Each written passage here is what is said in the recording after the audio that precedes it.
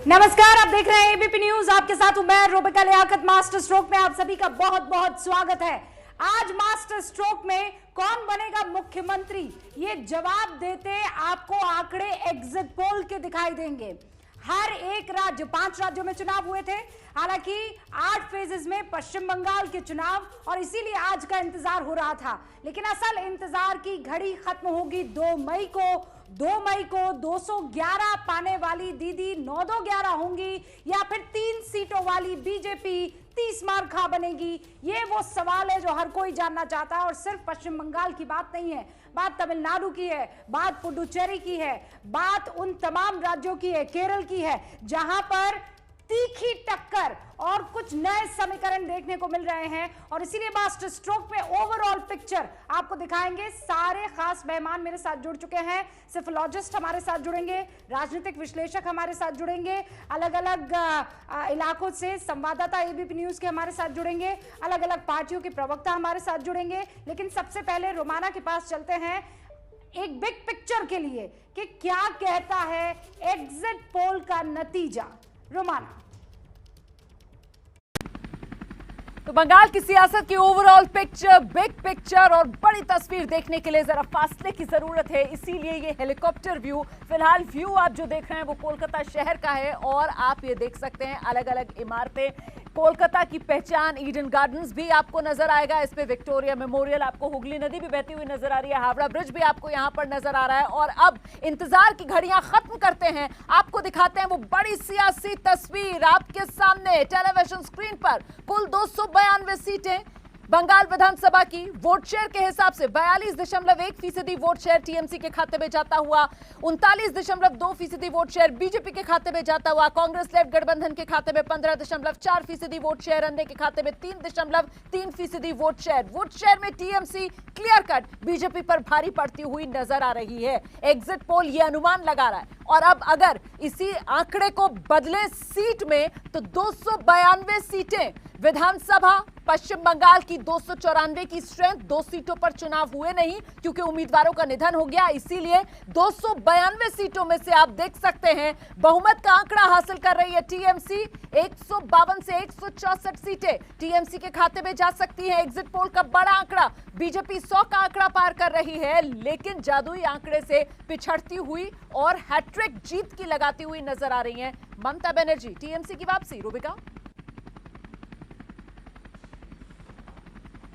TMC की वापसी हो रही है, यानी ममता अपना गढ़ बचाने में कामयाब यहां पर दिखाई दे रही है। ये फाइट बिल्कुल ऐसी फाइट थी कि एक पुराना वेटरन रेसलर, पहलवान एक नए पहलवान के सामने दावपेच आजमाता हुआ नजर आ रहा है। लेकिन आखिरकार जीत उस वेटरन पहलवान की होती है। लेकिन दमखम बीजेपी एक नए पहलवान, एक युवा पहलवान के तौर पर अच्छे खासे दिखाती हुई दिखाई दे रही है। मेरे साथ जो खास मेहमान जुड़ चुके हैं, जरा उनसे आपका तारुफ करवा देती हूँ। मेरे साथ सिफोलॉजिस्ट जुड़ चुके हैं, प्रेमचंद पलाटे साहब जो कि चीफ एग्जीक्यूटिव हैं C4 के वोटर के।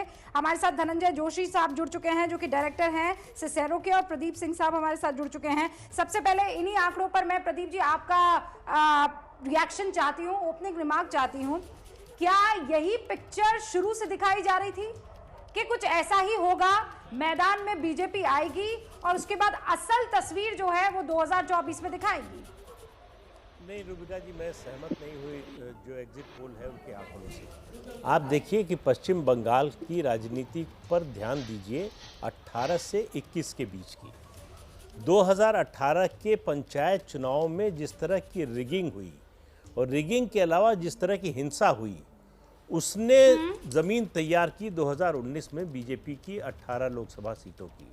अगर 2018 ना होता तो बीजेपी की 19 में 2018 लोकसभा सीटें ना आती। वो किस्सा लोग भूले नहीं हैं, वो भूले नहीं हैं। उसकी वजह से मुझे नहीं लगता कि ये आंकड़े 2 मई को सही ठहरेंगे। मुझे लगता है कि जिस तरह का सामाजिक समीकरण बीजेपी का बना है और जिस तरह से ममता बनर्जी का, टीएमसी का सामाजिक समीकरण टूटा है। देखिए 3 ब्लॉक्स पर वो उनकी जो आधारशिला, जो इमारत थी वो खड़ी थी।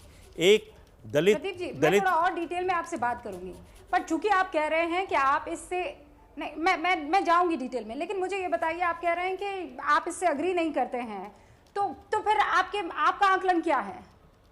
नहीं, मुझे लग रहा है कि बीजेपी की सरकार बन रही है पश्चिम बंगाल में पहली बार, और तृणमूल कांग्रेस नहीं जीत रही है। बीजेपी की सरकार बन रही है, ठीक जी। है, ठीक है प्रदीप जी। हाँ, ओके, मैं इसी चीज को आगे लेकर जाती हूँ। नुपुर शर्मा हमारे साथ बीजेपी की राष्ट्रीय प्रवक्ता जुड़ चुकी हैं, विजय सागर मिश्रा टीएमसी के प्रवक्ता हमारे साथ जुड़ चुके हैं, और शशि शंकर सिंह साहब जो कि director ground zero research private limited के, वो भी हमारे साथ जुड़ चुके हैं। बाकी प्रेमचंद पलाटे साहब और धनंजय जोशी भी हमारे साथ जुड़े हुए हैं। नुपुर, मैं सबसे पहले पश्चिम बंगाल के जो हमारे आंकड़े हैं, जो एग्जिट पोल के नतीजे, उस पर आपका रिएक्शन चाहती हूं। आप लोगों ने अच्छा खेल किया, अच्छा खेल खेला, लेकिन दीदी अपना गढ़ बचा रही है।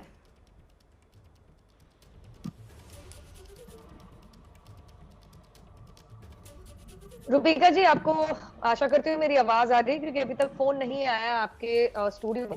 लेकिन मैं आपको एक बात जरूर कहूंगी कि मेरे दिमाग में और दिल में, जहन में अटमोस्ट रिगार्ड्स है हमारे पोलस्टर्स, सोफोलॉजिस्ट को लेके। लेकिन मैं हमेशा मानती हूँ कि एग्जिट पोल्स एग्जैक्ट पोल्स नहीं होते हैं, क्योंकि जिस दिन आखिरी चरण होता है मतदान देने का, यहाँ तो अल्टीमेटली कितना वोटर टर्नआउट हुआ उसका आंकड़ा भी क्लियर नहीं होता, लेकिन ये फाइनली बताते हैं कितनी सीटें कहाँ किसको जाएंगी। तो इसीलिए हमेशा अंग्रेजी में जैसे कहते हैं, इन आंकड़ों को एग्जिट पोल्स के you should take with a pinch of salt. दूसरी बात यह है कि हमने देखा किस तरीके से बिहार में लगभग किसी ने भी पहली बात पर रुक रही हूँ। आपको आवाज आ रही है मेरी? You're right कि बिहार में जिस तरीके का आकलन किया गया था, अनुमान लगाया गया था, ठीक उलट उसके नतीजे आए हैं, और आप ये कह रही हैं कि यही नतीजे उल्टे यहाँ पर दिखाई देंगे। तो मैं ज़्यादा दूर नहीं है, देखते हैं ज़रा। लेकिन मैं पहले पॉइंट पर रुकना चाहती हूँ, क्योंकि प्रदीप जी कह रहे हैं कि वो इससे अग्री नहीं कर रहे हैं, वो कह रहे हैं बीजेपी की सरकार आई है। नुपुर राष्ट्रीय प्रवक्ता बीजेपी की, ऑफकोर्स वो ये कहेंगे कि मैं इन नतीजों से अग्री नहीं करती हूँ। अब ज़रा जो मेहमान हमारे साथ हैं, मैं उनसे शुरुआत करती हूँ। सबसे पहले प्रेमचंद पलाटे जी, आपसे जरा मुझे ये बताइए कि ये 152 से 164 अच्छा खासा आपने एक गैप दिया है, यानी गेन किया तो इतना करेंगे, लूज किया तो इतना, वो मार्जिन जो है उसके पीछे की वजह क्या है? एक सेकंड होल्ड। देखिए, अभी अलग पोस्टर्स अलग अलग रुझान दिखा रहे हैं। 1% मार्जिन ऑफ एरर भी हुआ तो सीटों में काफ़ी अंतर आ जाता है। अब ये देखना, अब पता नहीं मुझे किसने कितने मेहनत की है, कितनी मेहनत की है और ठीक डेटा कलेक्ट किया है। देखिए, कभी भी हम एग्जिट पोल करते हैं तो 3 स्टेजेस होते हैं: सैंपल सिलेक्शन, सैंपल से डेटा लेना, फिर उसका एनालिसिस। गलतियां कहीं भी हो सकती हैं।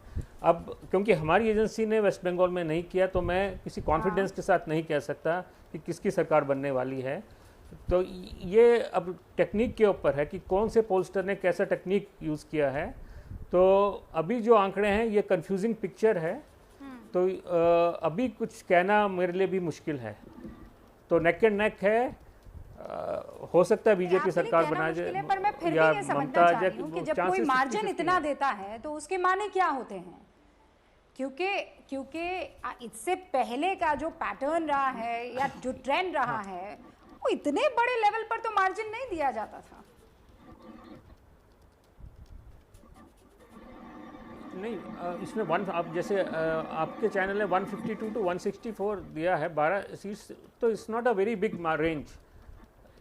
मैं जैसे पहले मैंने शुरू में कहा कि 1% मार्जिन ऑफ एरर में बहुत सारे सीट्स का अंतर हो जाता है, तो रेंज देना पड़ता है, क्योंकि हम कह नहीं सकते कि इतने ही सीट आएंगे। डिफरेंट रीजन्स हैं वेस्ट बंगाल में, हर रीजन में कुछ मार्जिन ऑफ एरर रखते हैं हम, तो उसके बेसिस पे हम एलोकेट करते हैं सीट्स। तो ये सारे इकट्ठे अगर जब हो जाते हैं तो मार्जिन ऑफ रेंज बढ़ जाता है। ओके, ऑल राइट सर, ठीक है। धनंजय जोशी साहब भी हमारे साथ जुड़े हुए हैं, सिसेरो के डायरेक्टर है। Dhananjay ji, what is your first remark Paschim Bengal के आंकड़ों को लेकर?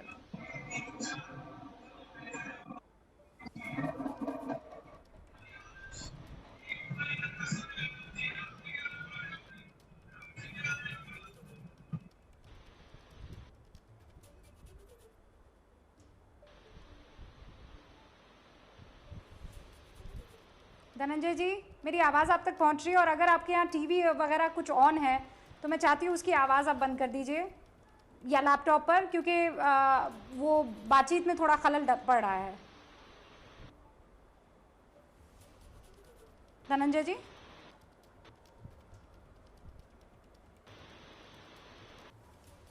ठीक है धनंजय जी, आप ठीक कीजिए उसको, मैं आपके पास दोबारा आती हूँ। विजय सागर मिश्रा टीएमसी से हमारे साथ जुड़े हैं।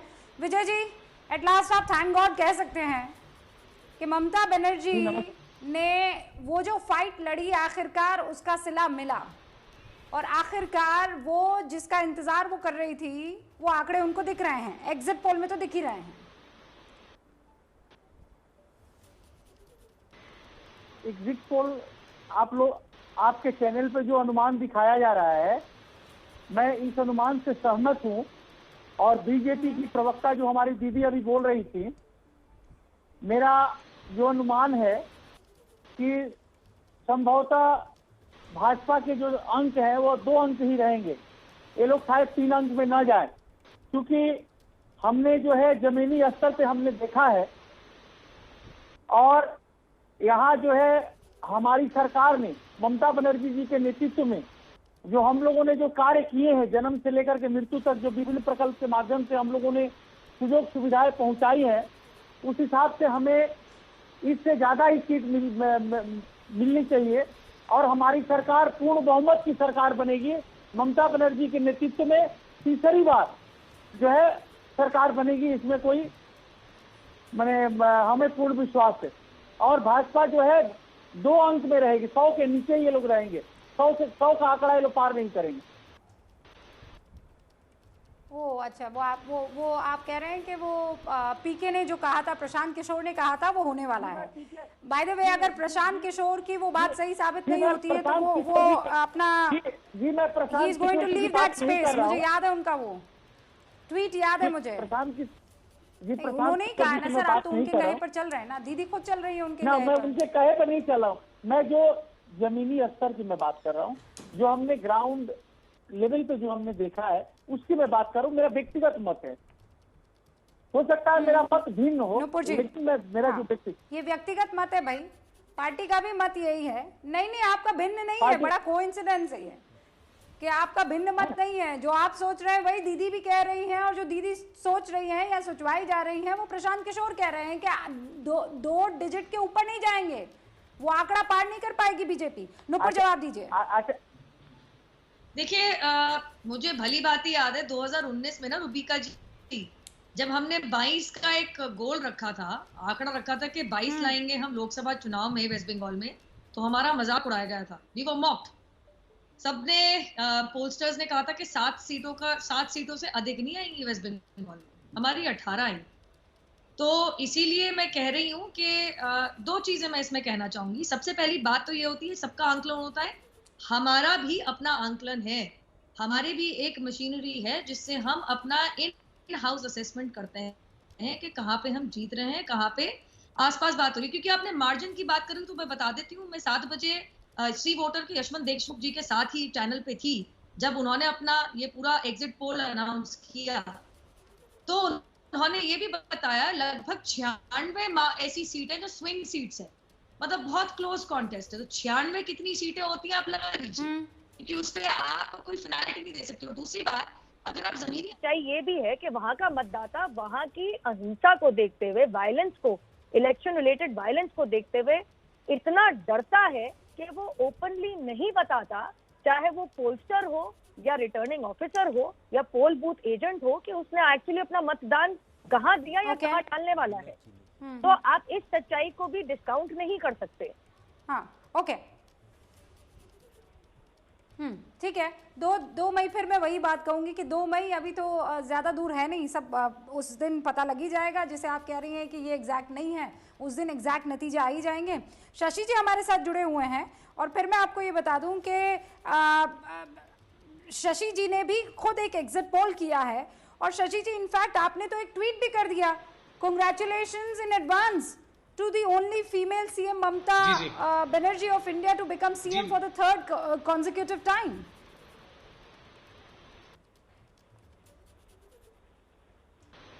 जी जी जीरो जीरो माना जी। अगर बंगाल को आप समझना होगा कि देखिए बंगाल में आप देखेंगे, बंगाल में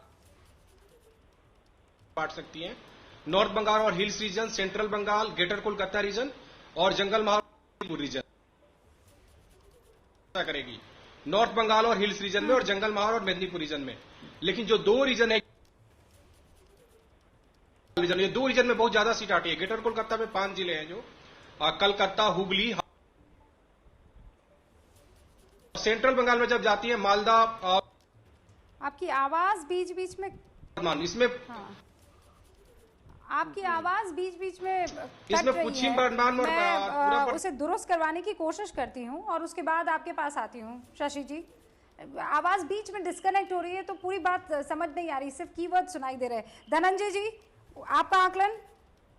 जी मेरा आकलन यही है कि जो रिजल्ट्स हैं ये सी वोटर के पोल के उनके हिसाब से तो पूर्ण बहुमत आना चाहिए। बट वोट शेयर क्या है, इसका डिवीजन क्या है, इसके पीछे के आंकड़े क्या है, वो थोड़े मालूम पड़ेंगे तो बेहतर मालूम पड़ेगा कि ये जो फोरकास्ट है ये आया कैसे है। वोट शेयर फिगर्स आप बता पाएंगे हमें? तृणमूल कांग्रेस के और मैं वोट शेयर्स भी बता दूंगी धनंजय जी। असम की अगर मैं बात करूं तो वहां पर ओके मैं वो वोट शेयर आपको बताऊं उससे पहले, क्या वोट शेयर वाकई आज की तारीख में वो परफेक्ट फॉर्मूला बनता है? क्योंकि यहाँ असम में तो देखा जा रहा है कि वोट शेयर बहुत शानदार कांग्रेस का है, लेकिन बीजेपी सरकार बना ले जा रही है। ये देखने वाली बात होगी, बिकॉज बेसलाइन तो वोट शेयर से ही आती है। सीट को वोट में कन्वर्ट करने के अलग अलग तरीके हैं। एक्शन जी के अपने तरीके हैं, बहुत सालों से उनके साथ उनको देखते रहे हैं। बट होता यही है कि अगर आपका वोट शेयर का एक अंदाज हो तो आपको मालूम पड़ सकता है। ये बहुत अनलाइकली सिनेरियो है कि वोट शेयर में बहुत बड़ा गैप है और सीट में गैप जो है बहुत छोटा है।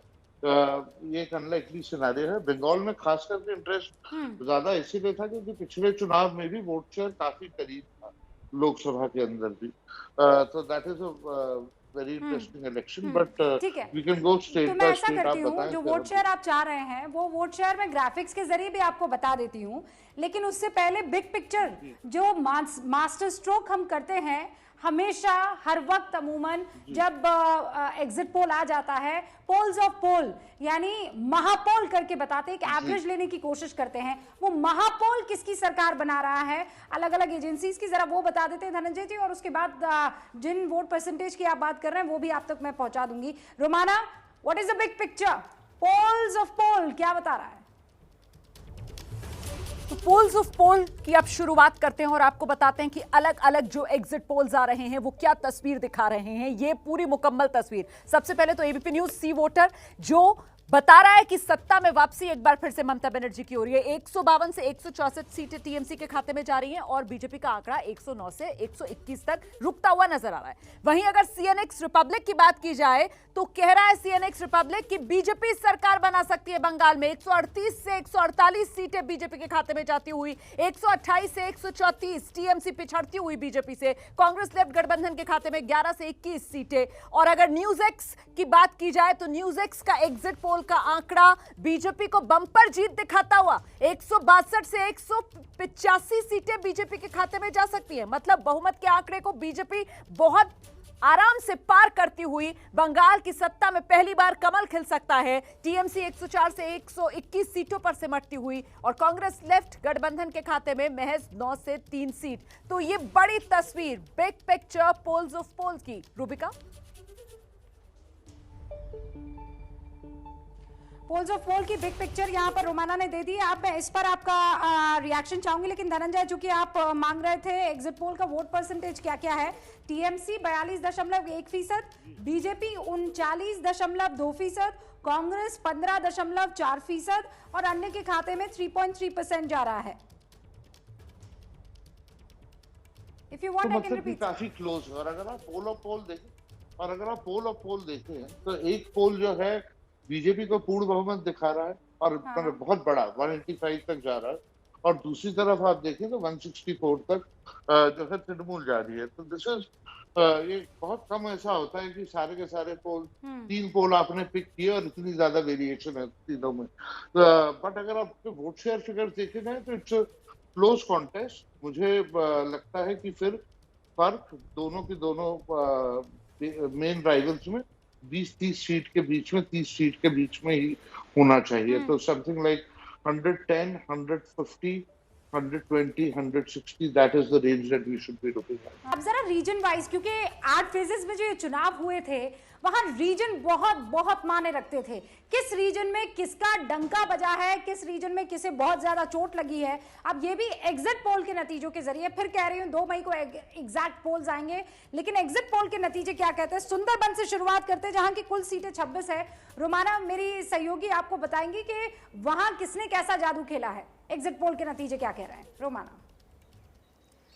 तो ये जो सुंदरबन का रीजन है, सबसे छोटा रीजन, सिर्फ 26 सीटें विधानसभा की इस रीजन में पड़ती हैं और बेहद खूबसूरत ये पूरा इलाका है। यूनेस्को की विश्व धरोहर की जो सूची है उसमें इस इलाके को शामिल किया गया है और आप देख सकते हैं पूरा इलाका जो मैंग्रोव के जंगल है उससे घिरा हुआ इलाका है। इन 26 सीटों का सियासी समीकरण, एग्जिट पोल का वो आंकड़ा जिसका आपको इंतजार है, क्योंकि अगर सुंदरबन रीजन की इन 26 सीटों की बात की जाए तो पिछली बार मतलब 2016 में इन 26 में से 22 सीटें टीएमसी ने जीती थी। बीजेपी का खाता नहीं खुला था, लेकिन इस बार इन 26 सीटों में आप देख सकते हैं बीजेपी टीएमसी के बेहद नजदीक। टीएमसी की मामूली बढ़त, 26 में से 13 से 15 सीटें टीएमसी के खाते में जा सकती हैं। बीजेपी के खाते में 11 से 13 सीटें, कांग्रेस लेफ्ट गठबंधन 0 से 1। ये 26 सीटों का पूरा समीकरण सुंदरबन रीजन का। रूपिका।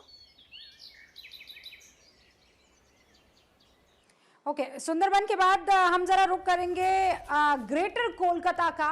वहां क्या एग्जिट पोल के नतीजे बता रहे हैं। ग्रेटर कोलकाता की जो कुल सीटें हैं वो 56 के आसपास हैं। रोमाना, ग्रेटर कोलकाता में क्या आंकड़े हैं। तो ग्रेटर को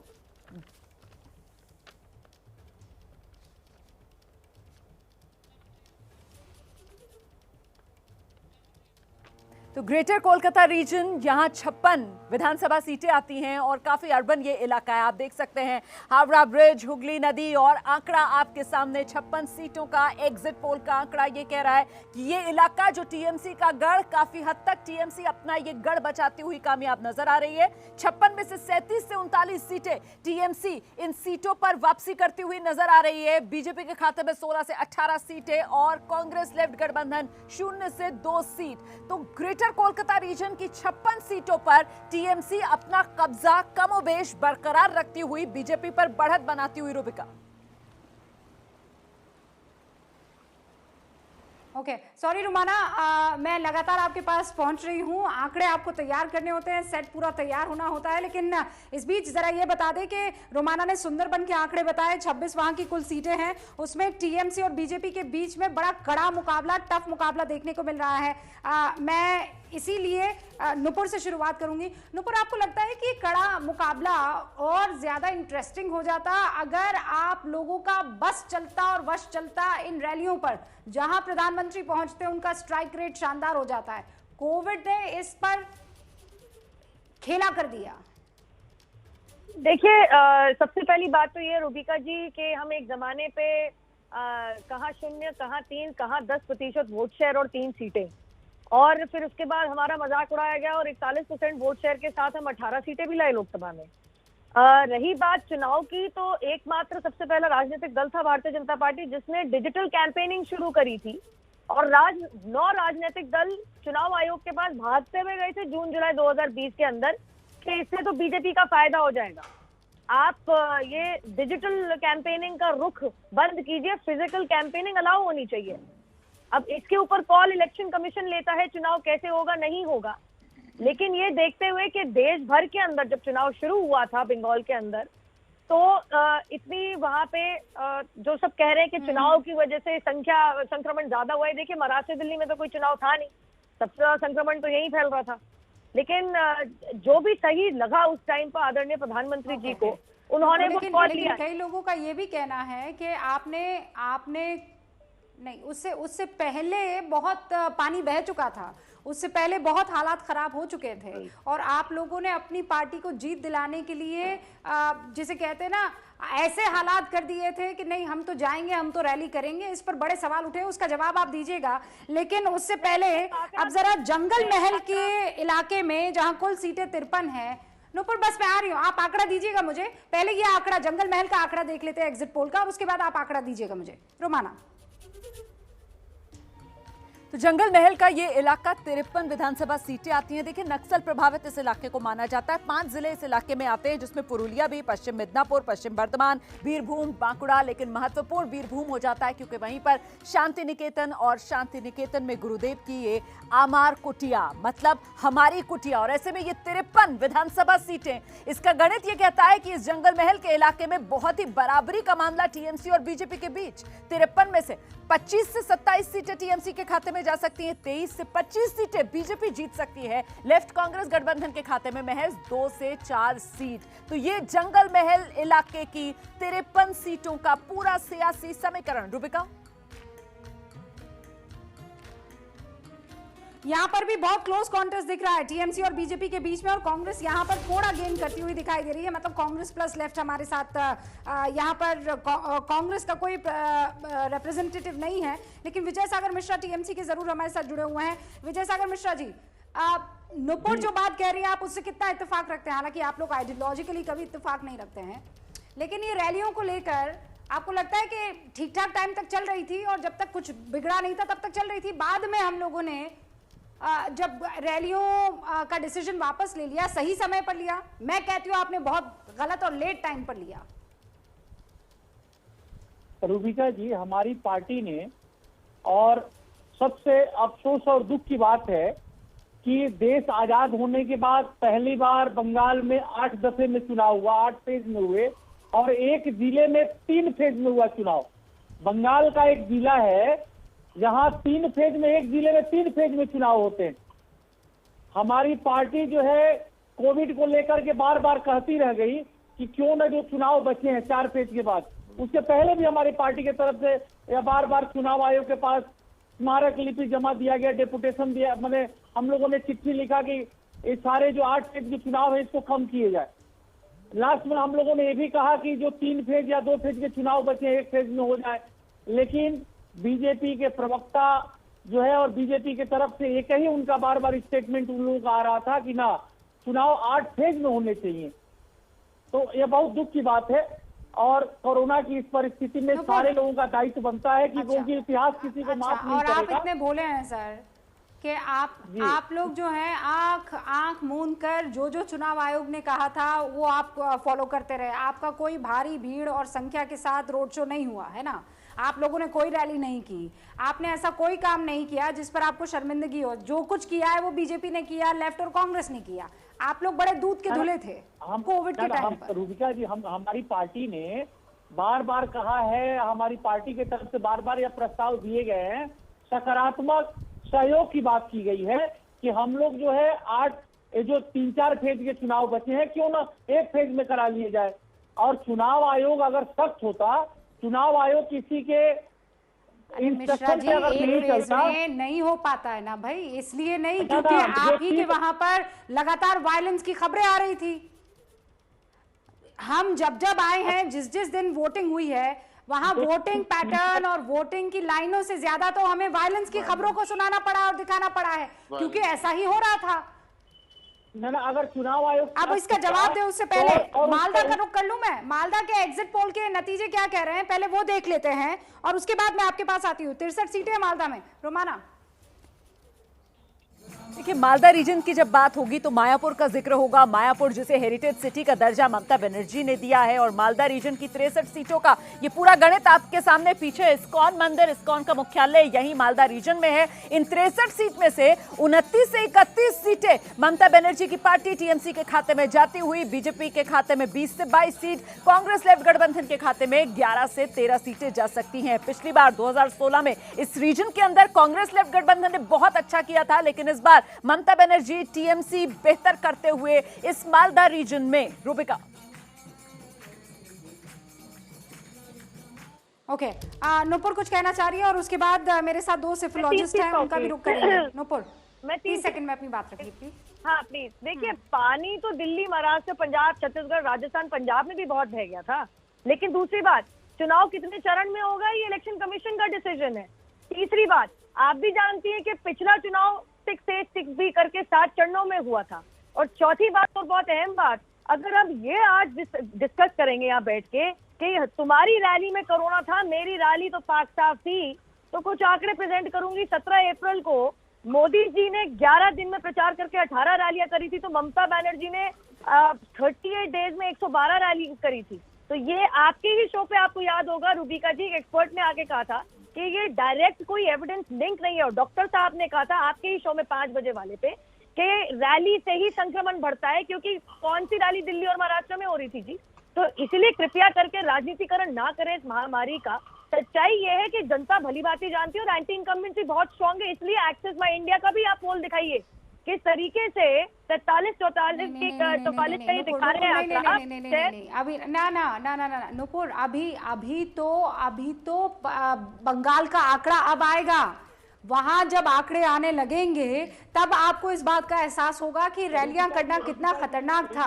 कार्यकर्ताओं का जोश बढ़ाने के लिए वहां पहुंचना बड़ी बात है, अच्छी बात है, समझ में आता है। चुनाव आयोग पर ठीकरा फोड़ देना और आप लोग कोई मॉरल हाई ग्राउंड नहीं लेंगे इस कोविड के टाइम पर, मुझे नहीं लगता है कि ये किसी को सूट करेगा। इनफैक्ट आपको भी नहीं करेगा, ना टीएमसी को करेगा, ना किसी और को इसलिए करेगा। हमने विड्रॉ किया रूबिका जी। इसलिए भली बात ही हमने अपनी कैंसिल करी। हम तो शुरुआत से ही डिजिटलाइज करना चाह रहे थे। बहुत देर हो गई हुजूर आते क्या वो सिर्फ चुनाव आयोग भारतीय जनता पार्टी की करती है? चिड़िया चुग गई खेत। ये सारे मेरा एक ही सवाल है, एक ही सवाल है कि Bharatiya Janata party, I am saying, ये तो सब पर आप लोग सब हम माम में एक सरीके हैं। मैं ये कह रही हूँ, कोई इकलौता बीजेपी या पश्चिम बंगाल में जो सरकार है टीएमसी की, वो उनकी बात नहीं कर रही हूँ मैं। ऑब्वियसली मैं कह रही हूँ फार्मर प्रोटेस्ट भी, इसमें कोई दो राय नहीं है। जो गलत है उसको गलत नहीं बोलेंगे तो फिर कैसे चलेगा? उतना तो हमें मादा होना चाहिए ना कि डंके की चोट पर कह पाए। यशवंत देशमुख हमारे साथ जुड़ चुके हैं, जरा उनका रुख करते हैं। यशवंत, उम्मीद करती हूँ आप शानदार होंगे, आपकी हेल्थ बढ़िया होगी, लेकिन ये जो चुनावी हेल्थ और आंकड़ों वाला स्वास्थ्य दिखाई दे रहा है, इसमें ममता बनर्जी बढ़िया प्रदर्शन कर रही है, लेकिन बीजेपी जो दावे कर रही थी 200 पार, वो तो कहीं आसपास भी नहीं है। जी के सामने बीजेपी ने बहुत शानदार परफॉर्मेंस किया है, लेकिन देखिए उपचुनाव जो दावे होते हैं वो एक अलग बात है। उनको शुभकामनाएं, हो सकता है वो पूरी मेजॉरिटी पा जाए, उनको और भी ज्यादा शुभकामनाएं उसके लिए। लेकिन जो एक एंटी इनकम्बेंसी वर्डिक्ट होता है, उसके लिए बहुत जरूरी होता है कि जो भी पार्टी या नेता सत्ता में है उसके खाते के वोट निकल के दूसरी साइड में। पश्चिम बंगाल इस लिहाज से थोड़ा विचित्र था। वहां बीजेपी की जबरदस्त राइज जरूर हुई, लेकिन वो राइज मूलतः जो है वो कांग्रेस और लेफ्ट फ्रंट के खाते से जो बीजेपी के वोट आए, बीजेपी ने जो वोट छीने वो कांग्रेस और लेफ्ट फ्रंट के खाते से छीने। उन वोटों में ममता बनर्जी की ओर से बहुत ज्यादा वोट छिटक के गए हों, ऐसा हमारे आंकड़ों में दिखाई नहीं देता है। मुस्लिम मतदाताओं का बहुत बड़ा प्रतिशत ममता बनर्जी के खाते में क्या है, उन वोटों में बहुत विभाजन नहीं हुआ है, जिसकी ओर सब लोग इशारा कर रहे थे कि आईएसएफ के चले जाने से मुस्लिम मतदाताओं में विभाजन होगा और उसका ममता बनर्जी को नुकसान होगा। हमारे आंकड़ों में कम से कम ऐसा नुकसान होता हुआ ममता बनर्जी को मुस्लिम वोटर्स का नहीं दिखाई दिया। दूसरी महत्वपूर्ण चीज, जिस तरह से बिहार में तो यशवंत जी, मैं क्या महिलाओं किन, अगर मैं आपसे एक सवाल पूछूं कि किसने बचाया ममता बनर्जी के इस किले को, वो कौन सा सेगमेंट था वोटर्स का, तो क्या जवाब होगा? 2 सेगमेंट, मुस्लिम मतदाता और महिला मतदाता। जिस तरह से बिहार में नीतीश कुमार को, आपको याद होगा हमारे ट्रैकर में और हमारे एग्जिट पोल में भी हमने ये बात बोली थी कि नीतीश बुरी तरह हारने चाहिए थे, लेकिन जो कुछ भी उनकी इज्जत बची वो बिहार में केवल और केवल महिला मतदाताओं के कारण ही बची। और महिला मतदाताओं का वो ट्रेंड जो हमने बिहार में पकड़ा था रूबिका, वही कारण था कि हम अकेले थे जिसका बिहार में सही हुआ एग्जिट पोल। और इसी तरीके का एक सटल मूवमेंट हम महिला मतदाताओं का ममता बनर्जी के पक्ष में बंगाल में देख रहे हैं, और वही सटल मूवमेंट बीजेपी के पक्ष में आसाम में देख रहे हैं। तो महिला मतदाताओं का मूवमेंट ये पूरे देश में बहुत इंपॉर्टेंट होता जा रहा है। यही महिला मतदाताओं का मूवमेंट हम एलडीएफ के लिए केरल में देख रहे हैं, वही मूवमेंट इस बार हम एआईडीएमके के बजाय डीएमके की तरफ तमिलनाडु में देख रहे हैं। तो एक तरह से जिस तरफ महिला मतदाताओं का अब रुख बढ़ रहा है, वो एक किंग मेकर एक तरह से हो गए हैं। महिला मतदाता अपने आप में न केवल टर्नआउट उनका पुरुष मतदाताओं के बराबर हो रहा है, बल्कि वो अपना अलग निर्णय ले रही हैं। ये दोनों बड़े ही क्रांतिकारी चीजें हैं जो भारत के चुनाव में दिखाई दी। ओके, नुपुर आप उस जवाब दे उससे पहले महिला मतदाताओं ने और वहां पर माइनॉरिटी ने ममता बनर्जी को खुलकर वोट दिया है, और अगर ममता बनर्जी की सरकार बचती है या दोबारा आती है तीसरे कॉन्सेक्यूटिव टाइम, तो इसके पीछे और इसका श्रेय जाएगा वहां की महिला मतदाताओं को, जिनको पूरा भरोसा है ममता बनर्जी पर और मुस्लिम वोटर्स पर। नुपुर, मुझको पूरा भरोसा है कि हमारा अपना आंकलन भी है और 2 मई को साफ हो जाएगा कि एग्जैक्ट निर्णय क्या है मतदाताओं का। लेकिन 2 बात मैं जरूर कहूंगी। सबसे पहले तो मैं ये कहूंगी कि अगर महिला मतदाता फैक्टर है, बखूबी है, तो महिला मतदाताओं को अब भली भांति पता है शोभा मजुमदार जी के साथ क्या हुआ था, और ये भी पता है कि बंगाल प्रदेश ममता दीदी के राज्य के अंदर एकमात्र अव्वल नंबर पे है एसिड अटैक्स में, तस्करी के मामलों में, और आपको बता दूं तो डोमेस्टिक वायलेंस के मामलों में। और ये एनसीआरबी का डेटा जो सबमिट नहीं करती है ममता दीदी की सरकार, उसके बावजूद ये आंकड़े हैं। और मुझे अच्छी तरीके से पता है कि रिसेप्शन ऑन द ग्राउंड हम लोगों को मिला है, महिलाओं वोटर से ही इज्जत घर उनके घर तक पहुंचा दिया, गैस उनके घर पहुंचा दी, और ये छोटी छोटी चीज जो टेंजिबल नजर आती है, विजय सागर मिश्रा, फर्क पड़ता है। नुपुर जी के बात से मैं सहमत नहीं हूँ। विजय सागर मिश्रा, नुपुर जी के बात से मैं सहमत नहीं हूँ, क्योंकि अभी भी जो क्राइम के जो राज्यों में अगर गिनती की जाए महिला उत्पीड़न के मामले में, तो बंगाल का स्थान कितना नंबर है नुपुर जी को पता है। और जैसा कि हमारे राजनीतिक विश्लेषक जो हमारे भैया बता रहे थे, बंगाल में 3 एम फैक्टर है, मुस्लिम, महिला और मसुआ। ये ज्यादातर महिला, मैंने देखा है कि बहुत ऐसे पति के कहने के बावजूद भी पत्नी ने ममता दीदी को वोट दिया है। ऐसा मैं खुद देखा हूँ। जब मैंने घूम रहा था किसी क्षेत्र में, तो ऐसी हमें रिपोर्ट मिली। तो सरकार जो है पुनः तृणमूल कांग्रेस की सरकार बन रही है, हमारी सरकार बन रही है, और जो अल्पसंख्यक मतदाता है, ये बिल्कुल वो वाली बात हो रही है कि प्रधानमंत्री नरेंद्र मोदी या बीजेपी को वोट देने की तब बात आ रही थी, तो ये कहा जा रहा था कि उनके पति वगैरह तो मना कर रहे थे कि तुम तो जाओ किसी और को वोट दो, बीजेपी को नहीं देना है, और महिला वोटर्स जो हैं वो बीजेपी को वोट दे रही थी। ऐसे बहुत सारे केसेस अलग अलग राज्यों से आए हैं, इस पर मैं और आपसे बात करूंगी। लेकिन उत्तर बंगाल, जहां कुल सीटें 28 है, वहां एग्जिट पोल के नतीजे क्या कह रहे हैं, रोमाना से जानते हैं। तो उत्तर बंगाल का ये राजबाड़ी पैलेस, जहां पर हम आपके लिए ग्राफिकली नंबर्स लेकर आए हैं, 28 सीटों का ये पूरा लेखा जोखा। हालांकि माना जा रहा था कि ये जो उत्तर बंगाल का इलाका है, ये एडवांटेज बीजेपी होगा, लेकिन वो एडवांटेज बीजेपी उस रूप में एग्जिट पोल के आंकड़ों में नजर नहीं आ रहा है। बीजेपी आगे तो है टीएमसी के मुकाबले, लेकिन बढ़त बेहद मामूली। आप देख सकते हैं 28 में से 14 से 16 सीटें बीजेपी के खाते में जा सकती हैं, एग्जिट पोल का आंकड़ा ये कह रहा है। वहीं टीएमसी के खाते में 11 से 13 सीटें जा सकती हैं, और कांग्रेस लेफ्ट गठबंधन 0 से 2। तो ये उत्तर बंगाल की 28 सीटों का पूरा समीकरण। रूबिका, 5 राज्यों के एग्जिट पोल के नतीजे आपको दिखा रहे हैं, महापोल भी दिखा रहे हैं, यानी अलग अलग एजेंसीज द्वारा जो एग्जिट पोल के नतीजे आए हैं उनको हम कंबाइन करके उसका जो एवरेज है वो भी आप तक पहुंचा रहे हैं। अभी दक्षिण बंगाल एक और रीजन है, पहले वहां का एग्जिट पोल क्या कह रहा है वो समझ लेते हैं, और उसके बाद खास मेहमानों से इस पर चर्चा करेंगे, क्योंकि यशवंत देशमुख ये कह रहे हैं कि 2 बहुत इंपॉर्टेंट सेगमेंट है जिन्होंने ममता बनर्जी को तीसरी मर्तबा सरकार में आने में मदद की है, उस फैक्टर पर बात करेंगे। लेकिन उससे पहले दक्षिण बंगाल, रोमाना।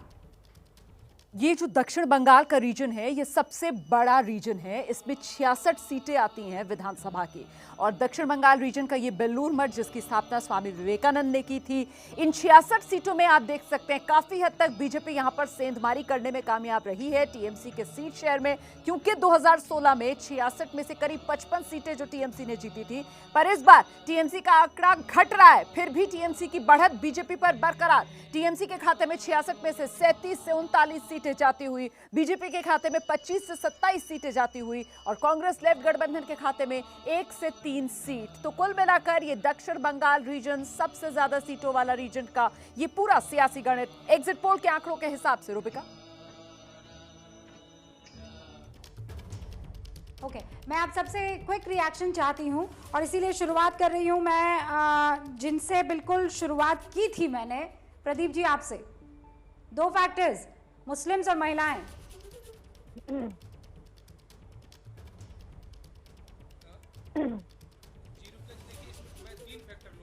प्रदीप जी से संपर्क टूट गया है। टिपिकल बंगाली मतदाता जो कि कोलकाता, साउथ 24 और नॉर्थ 24 परगना में रहते हैं, तो 3 मैं फैक्टर बताऊंगा आपको कि मुस्लिम, महिला और जो टिपिकल बंगाली मतदाता हैं वो टीएमसी के साथ गए हैं। दूसरा मैं आपको ये कहना चाहूंगा कि जो आपका एग्जिट पोल बता रहा है उसमें थोड़ी सी चेंजेज आ सकती है कि जो 2 इंपॉर्टेंट जिला है मालदा और मुर्शिदाबाद, इस दोनों जिला से ही शायद कांग्रेस की सीटें आ रही होंगी। तो मेरा मानना है कि अगर मुस्लिम मतदाता एक तरफा वोट किया है टीएमसी को तो इस जिले में भी किया होगा। और इस जिले में जो मुर्शिदाबाद, जो अधीर रंजन चौधरी जी का इलाका है, यहाँ पर 20 सीट में चुनाव हुआ। इस 20 में से कांग्रेस उम्मीद कर रही थी कि 10-12, मुझे लगता है 3 से 4 में कांग्रेस यहाँ सिमट जाएगी और यहाँ से 17 सीट जीत लेगी टीएमसी। तो अगर टीएमसी यहाँ जीतती है तो यहाँ टीएमसी की सीटें बढ़ सकती हैं। ये जो कांग्रेस को 14 से 25 सीट दी गई है, मुझे लगता है कि 14 से नीचे कांग्रेस रहेगी। और एक इंपॉर्टेंट अनाउंसमेंट जरूर करना चाहूंगा कि नंदीग्राम को लेकर जो लोगों का आस रहा था कि ममता जीतेंगी या नहीं जीतेंगी, तो बहुत टैक्टिकल मूव था ममता बनर्जी जी का नंदीग्राम जाना। नंदीग्राम में वो चुनाव जीत रही हैं और मेरा मानना है कि कभी भी नंदीग्राम शुभेंदु अधिकारी का गढ़ नहीं था। वो 2011 में पहली बार वहां विधायक बने, उसके पहले भी वहां टीएमसी चुनाव जीती थी, उनका गढ़ होता है कांटी दक्षिण। और बीजेपी जो बंगाल में अच्छा चुनाव लड़ी, वो मतुआ, राजवंशी, हिंदी भाषी, बौरी, ये 4 कास्ट में बहुत अच्छा वोट लेगी, लेकिन इस 4 से आगे नहीं बढ़ पाने के कारण शायद सत्ता में वापस ना आ पाएगी। ठीक है, हाँ ठीक है शशि जी, मैं समझ गई हूँ, लेकिन मैं क्विक रिएक्शन यशवंत देशमुख से लेना चाहती हूँ। नंदीग्राम का क्या हाल यशवंत? नंदीग्राम बहुत अच्छी कंटेस्ट हुई है, लेकिन जितना आंकड़ा हमारे पास में उसके हिसाब से मुझे लगता है कि टीएमसी का पर है। ओके, बहुत बहुत शुक्रिया। मेरे पास वक्त की कमी है, नूपुर आपके पास नहीं आ पाऊंगी, धनंजय आपके पास भी नहीं आ पाऊंगी। एक छोटे से ब्रेक के लिए हम रुक रहे हैं। तो ये पूरा का पूरा तस्वीर दिखाते हुए आंकड़ों की फहरिस्त आपके सामने रख दी है। एग्जिट पोल के नतीजे हैं, एग्जैक्ट पोल क्या कहते हैं वो आप जानते हैं। 2 मई का इंतजार, हम हैं पूरी तरीके से तैयार।